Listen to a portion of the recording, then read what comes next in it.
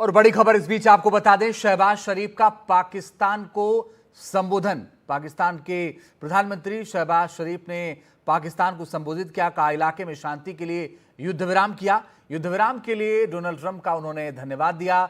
Saudi अरब, Qatar और चीन को भी उन्होंने धन्यवाद दिया है। उमाशंकर हमारे सहयोगी ज्यादा जानकारी के लिए इस वक्त सीधे जुड़ रहे हैं। उमाशंकर, बताइए इनके बयान के मायने क्या हैं और जो अब से थोड़ी देर पहले स्थिति थी उस स्थिति से अगर इनके बयान को जोड़कर देखें तो क्या लगता है?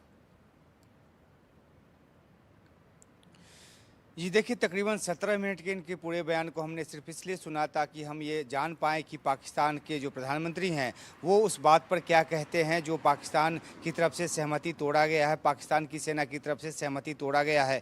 लेकिन इस सवाल का जवाब जो है बिल्कुल नहीं मिला, उन्होंने इसका जिक्र तक नहीं किया। लगता है कि शायद उनको पता भी नहीं कि उनके मुल्क में क्या चल रहा है, फैसला क्या होता है, ज़मीन पर क्या अमल हो रहा है, अमल हो भी रहा है या नहीं। वो पूरे भाषण के दौरान उन्होंने पाकिस्तान की जीत के तौर पर इस बात को पेश करते रहे। भारत को लेकर उन्होंने जो है ये बात कही कि भारत ने हमला करके गलती की है, जबकि भारत ने जवाबी कार्रवाई की आतंकी हमले के खिलाफ।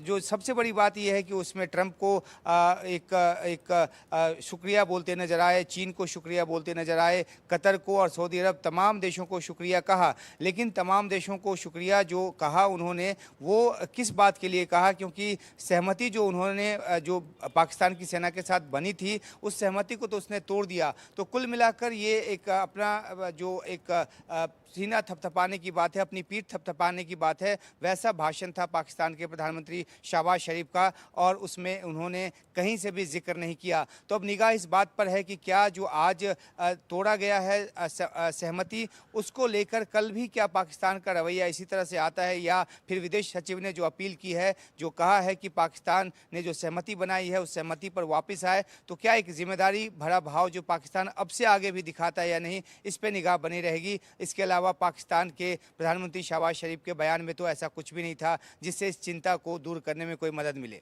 अंजीत, तो क्या लगता है आगे की स्थिति देख के, आपको क्या लगता है आपके अनुभव से?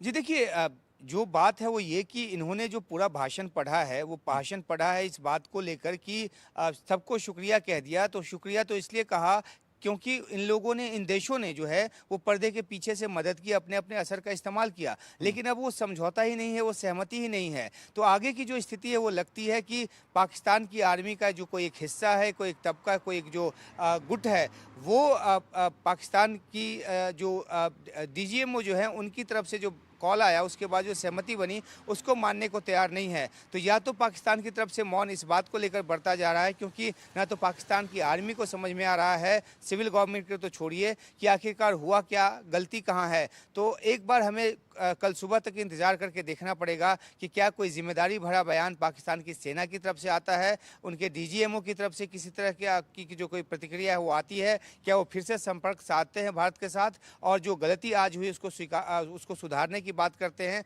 तो अगले 12 घंटे जो काफ़ी अहम है पाकिस्तान के रवैये को अंतिम तौर पर पहचानने की, खासतौर पर जो आज सहमति बनी थी उसके बाद। और फिर भारतीयों के साफ कर ही चुका है कि अगर वो हमला करेंगे तो पूरी ताकत के साथ उससे निपटा जाएगा। तो कल दोपहर तक, कल सुबह या कल दोपहर तक एक बार ये साबित हो जाएगा, ये साफ हो जाएगा तस्वीर कि आखिरकार किस दिशा में जो है ये संबंध बढ़ रहा है और किस दिशा में पाकिस्तान खुद को आगे बढ़ा रहा है। ठीक है, आप नजर बना के रखिएगा उमाशंकर, आगे लगातार आपसे अपडेट लेंगे, लेकिन इंतजार करना होगा कि पाकिस्तान का रुख क्या होता है।